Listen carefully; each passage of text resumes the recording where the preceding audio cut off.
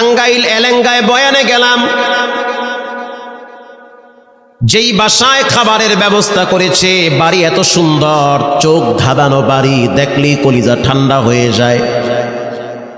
এবার বাড়ির মালিকের সাথে অনেক সময় গল্প হইল।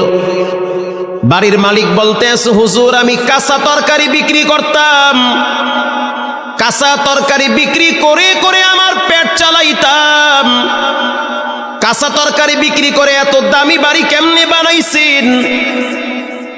এক কথায় তার উত্তর হলো, তিনি বলল যে আমার রব আমাকে এই নিয়ামত দান করেছে, অল্পের ভিতরে বরকত বাড়ায়া দিছে। আমি বললাম কেমনে এই বরকত আসলো, কোন রাস্তা দিয়া? তিনি জবাব দিতেছে, প্রতিদিন সকালবেলা আমি সবজি কেনার জন্য গ্রামে যাই। কষ্ট হয় আপনাদের? সবজি, কাঁচা তরকারি, কদু, ঝিঙ্গা, তুরই, বটবডি, পেঁপে এগুলা কেনার জন্য আমি ভ্যান নিয়ে গ্রামে যাই। আমি রাত্র প্রায় 4টার সময় ঘুম থেকে উঠি। ঘুম থেকে উঠার পরে উযু বানাইয়া অল্প কিছু টাকা নিয়ে আমার ভ্যানটা নিয়ে আমি রাস্তা দিয়া চালাইতে চালাইতে চলে যাই সেই ক্ষেতের দিকে, গ্রাম্য বাজারে। আজান হয়ে গেলে ভ্যান রাইখে আমি নামাজের জন্য মসজিদে ঢুকে পড়ি।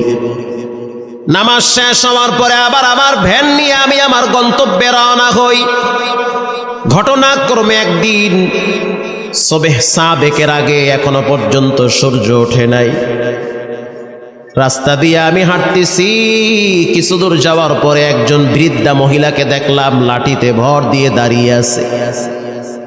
আমি ভয় পেয়ে গেছি। প্রথমে ভাবছি হয়তো কোনো জিন হতে পারে। সাদা কাপড় পরা, সাদা চুল, হাতে একটা লাঠি, সেটাও